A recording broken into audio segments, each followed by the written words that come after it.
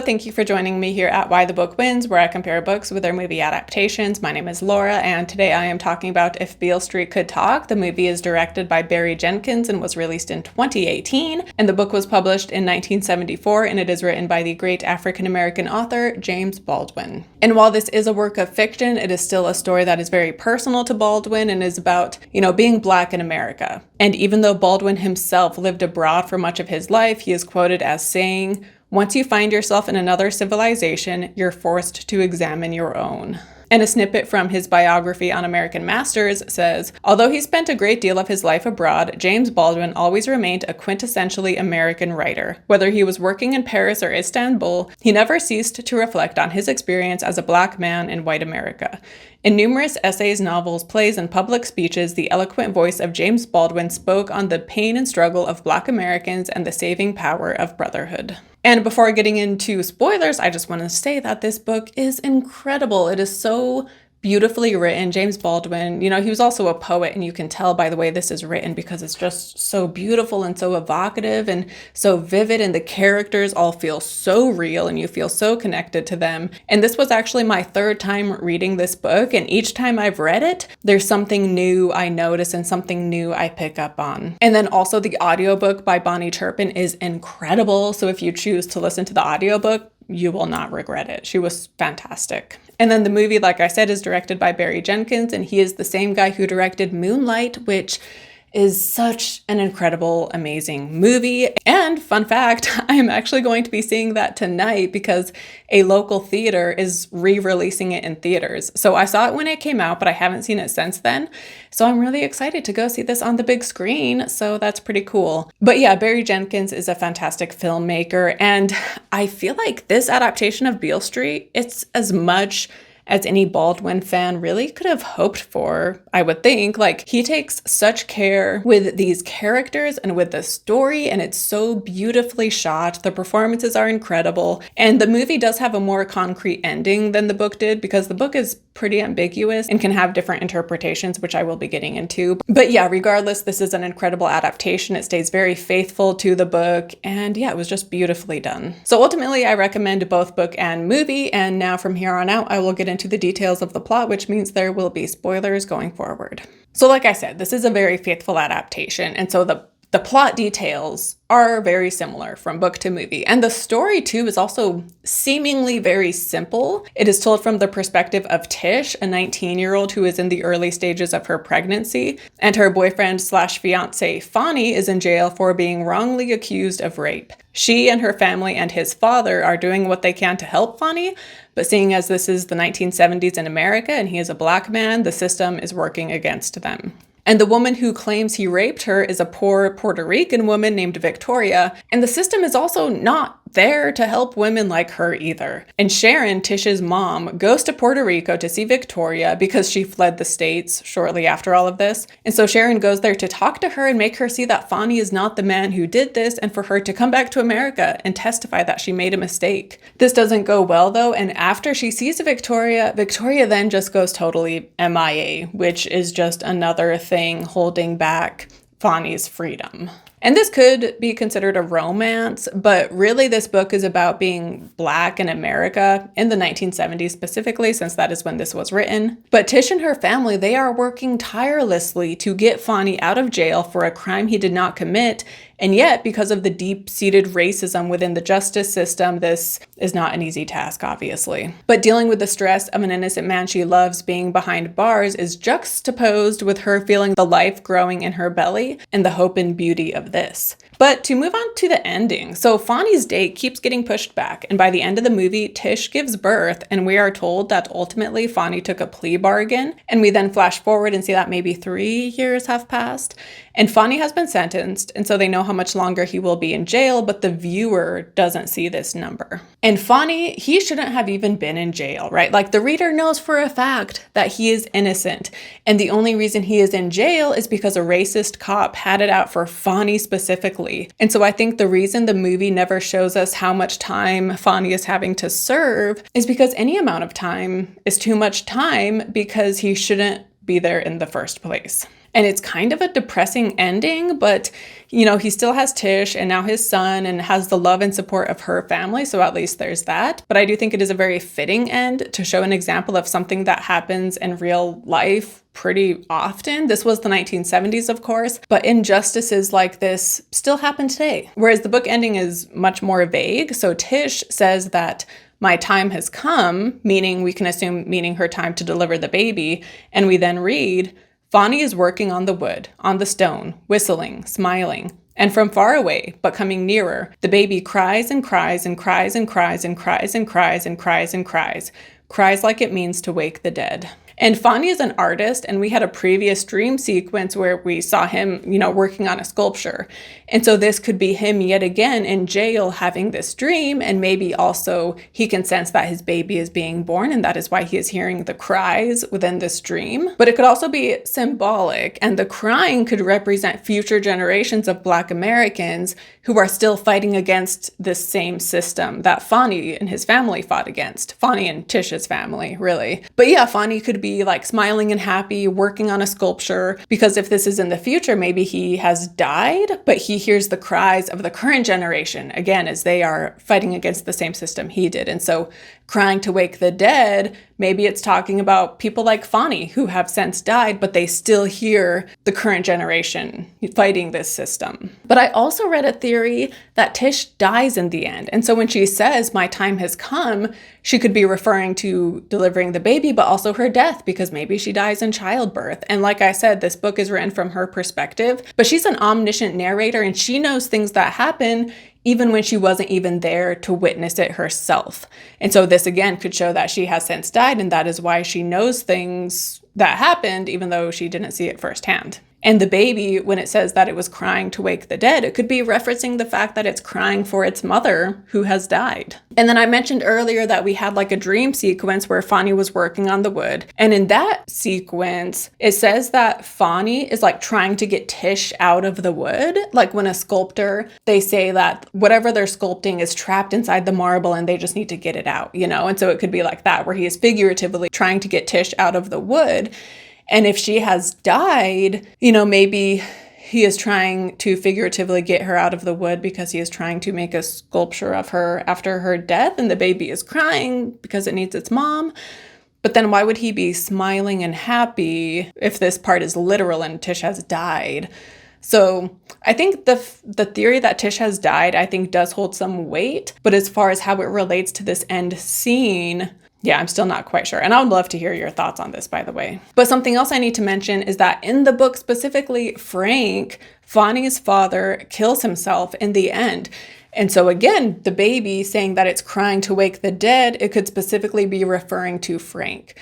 And Frank, I don't want to say he gave up because that sounds bad, but he didn't stick around, right? And he chose to end his life. But then the baby, again, representing future generations, will stick around and will keep crying, quote unquote, and not giving up and working to make a better world than the world that Frank was living in. And I also think it's interesting to note that the minute Tish says her time has come and we can assume, delivers the baby, that is like right after she hears that Frank has died. And so the timing is interesting too, because when one life ends, another begins. And I definitely like the idea that the cries of the baby represent future generations, and crying to wake the dead, I think that means crying to wake the dead like those who have passed, who were also fighting this system and who paved the way for this new generation who is still working. But then Fonny working on the wood and the fact that he's like smiling and whistling. And then also it's when it's saying the baby is cries and cries and cries, it says cries 9 times, which it seems like a very deliberate number. So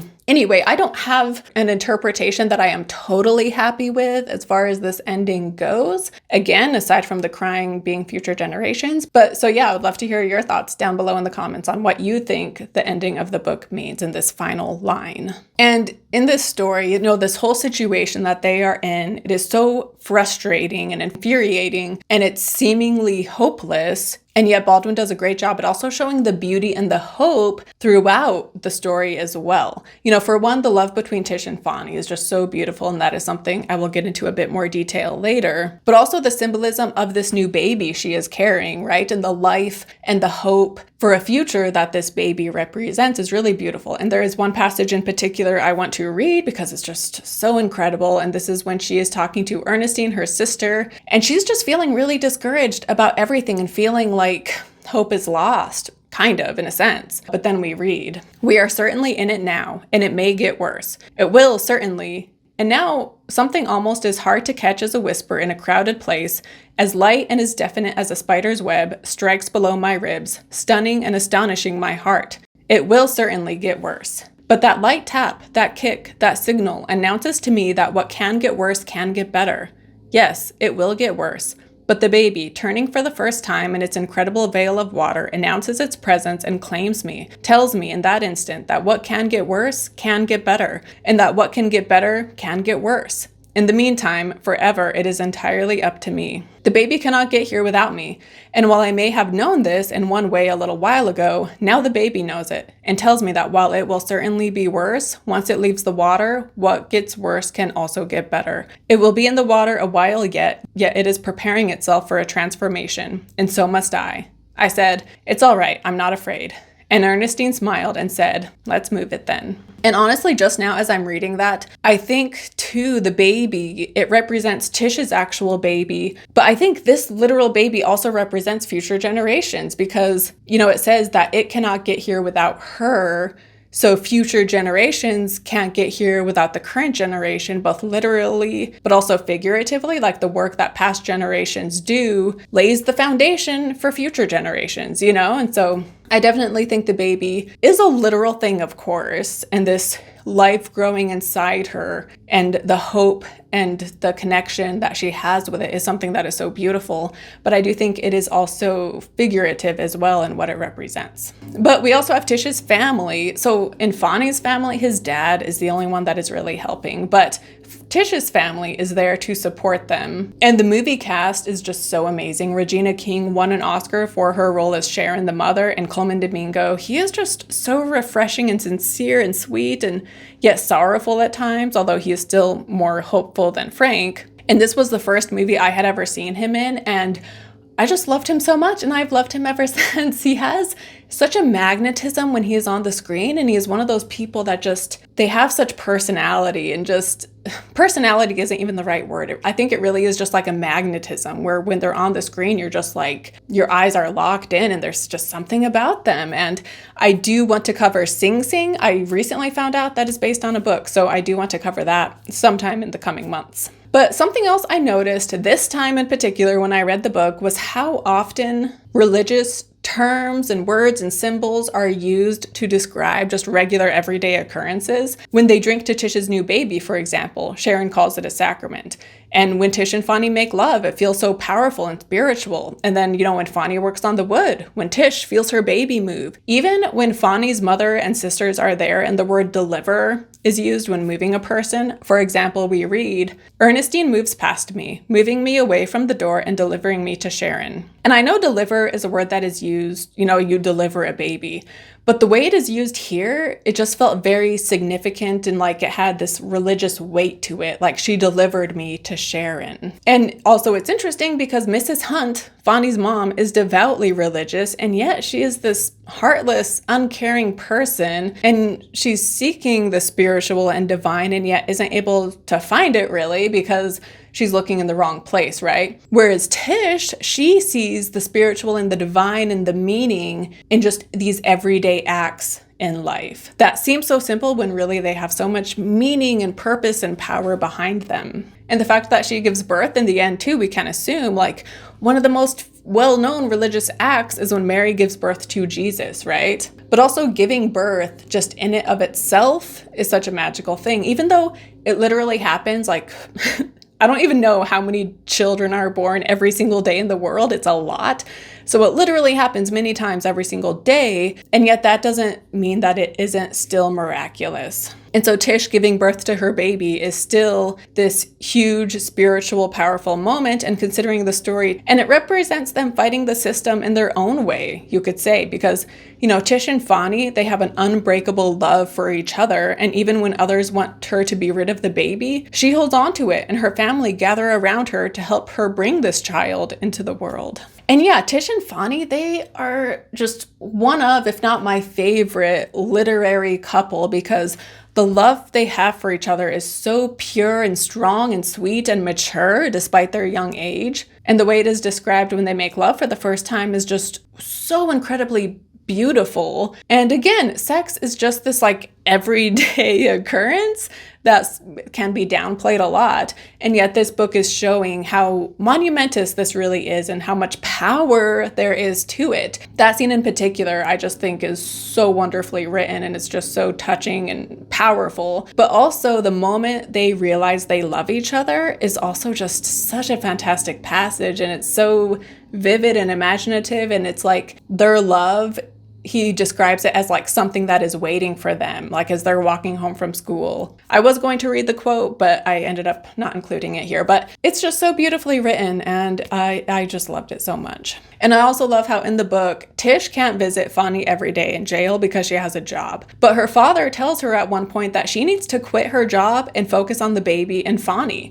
And this scene is unique to the book. The movie does have a scene that's really sweet where her father does comfort her, but I loved this scene in the book when he tells her yeah, we need the money, but Fonny needs to see you more than we need the money. And so she eventually quits her job, and then she's able to see Fonny every single day. And I wanted to read this passage of how this impacts Fonny, the fact that she shows up for him now that she has quit her job, and we read, "I am always there for the 6 o'clock visit, and Fonny knows that I will be there. It is very strange, and I now begin to learn a very strange thing. My presence, which is of no practical value whatever, which can be even considered from a practical point of view as a betrayal, is vastly more important than any practical thing I might be doing. Every day when he sees my face, he knows again that I love him. And God knows I do, more and more, deeper and deeper with every hour. But it isn't only that, it means that others love him too. Love him so much that they have set me free to be there. He is not alone. We are not alone. And if I am somewhat terrified by the fact that I no longer have anything which can be called a waistline, he is delighted." And he then goes on to, he's joking with her about how big she's getting because she's pregnant, which was cute.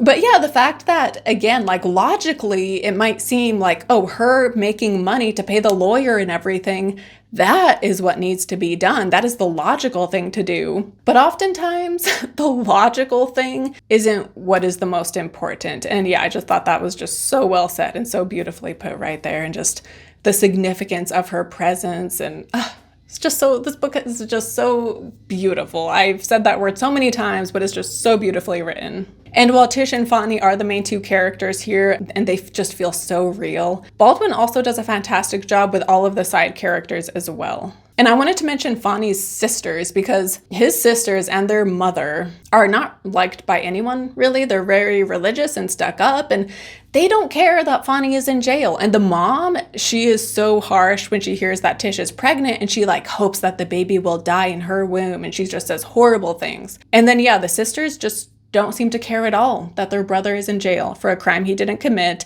And there is a point when Frank and Joseph are in the living room talking, and the sisters are in the kitchen or something, and they're laughing and giggling, just so aloof to the serious situation that is going on right now. And so Frank, their father, he gets mad and he yells at them while Joseph is right there, and we then read, "Joseph watches the daughters. He sees something very strange, something he had never thought of. He sees that Adrienne loves her father with a really desperate love. She knows he is in pain. She would soothe it if she could. She does not know how. She would give anything to know how. She does not know that she reminds Frank of her mother. Without a word, she drops her eyes and turns away, and Sheila follows her. The silence is enormous. It spreads and spreads. Frank puts his head in his hands. Then Joseph sees that Frank loves his daughters. Frank says nothing. Tears drop onto the table, trickling down from the palms with which he has covered his face.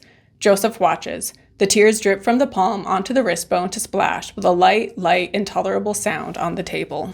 And we see, this is more specific to the book because the movie doesn't have this scene I just quoted, but we see that Frank doesn't treat his wife and daughters the best, but we also see that he lashes out at them because he is beyond stressed living in this world that is trying to keep him down, trying to keep his innocent son in jail, and his wife and daughters just don't care enough, don't care at all in some ways. But I like that this scene does humanize Adrienne, at least. And then with Frank, seeing him have this breakdown, it's already so hard to read. But when you read it knowing that he will end up killing himself by the end, it's just all the more heartbreaking. And then Daniel Cardy is also in the book and movie, and his scenes are foreshadowing for Fonny because he has recently been in prison for 2 years, arrested for a crime he didn't commit, and he tells them how the cops and the system manipulated him to plead guilty to a lesser crime than the original one they pinned on him. And so this is a foreshadowing for Fonny with his false arrest, but also in the end of the movie, Fonny takes a plea bargain, which is exactly what Daniel had said he did. And so it's eerie getting these flashbacks where we see Daniel talking about this, knowing that this is happening, going to happen to Fonny. And I think that's the point, right? Like Baldwin is showing how often this happens to so many innocent men. But I did really like those scenes in both book and movie when Daniel is eating dinner with Tish and Fonny. And in the book, this moment reads, Fonny chews the rib and watches me. And in complete silence, without moving a muscle, we are laughing with each other. We are laughing for many reasons. We are together somewhere where no one can reach us, touch us, joined. We are happy even that we have food enough for Daniel, who eats peacefully, not knowing that we are laughing, but sensing that something wonderful has happened to us, which means that wonderful things happen, and that maybe something wonderful will happen to him. And so again, Baldwin does such a great job at telling this story that's so heart-wrenching, and yet he gives us so many moments of beauty and connection and love throughout. And this moment where Daniel feels this special moment happening, it helps give Daniel hope. But then in the book, Daniel, in the end, he is arrested yet again, and they are not letting him have any visitors, not letting anyone talk to him, because Daniel is Fonny's alibi, because Tish and Fonny were with him when Victoria was raped. And so the prosecutor takes Daniel so he can't be reached, so that he can't be used as an alibi. And so Daniel is still being held back and manipulated by this racist system. And so on one hand, that moment, like, it's so sweet and special and it gives you hope. But then at the same time, like, you know that Daniel, he's not doing any better by the end of the story because now they're just using him to prosecute Fonny. And so it kind of makes that moment feel sad, but it still is a positive message in that moment. And, you know, going back to that passage I read earlier about Tish's baby, it says, like, what gets worse can get better, and what gets better can get worse, right? Like, nothing is, you know, all one direction, one way or the other. Like, life just ebbs and flows. And so this might be a downtime for Fonny and Daniel and, you know, other people, but that doesn't mean that times won't improve again at some point. And yeah, the book and movie just do such a great job at showing these moments of brotherhood and sisterhood and community and family and love and support. And like, the moments in the book are fantastic, but the movie, like, these moments are also just so powerful. And we also see the young lawyer in both book and movie and how he is truly trying to help Fonny. And there is a moment in the book when he is trying to help Tish feel more positive. And in this sincere moment, she says how something human has happened between them for the first time. And something about that line just really touched me. And, you know, like, we should all be striving to have more human moments with each other. And the lawyer, you know, having this outsider who isn't family at all, and yet he truly cares and wants to help Fonny, that is something else that brings hope to this situation, is that there is someone who cares. Of course, he is fighting an uphill battle, but still the fact that he truly wants to help them means a lot. And then to talk about Victoria. So like I said, she is a woman living in this country that also is not there to help her either. She is from Puerto Rico and an American married her. And after they had some kids, he left her. And she truly was raped.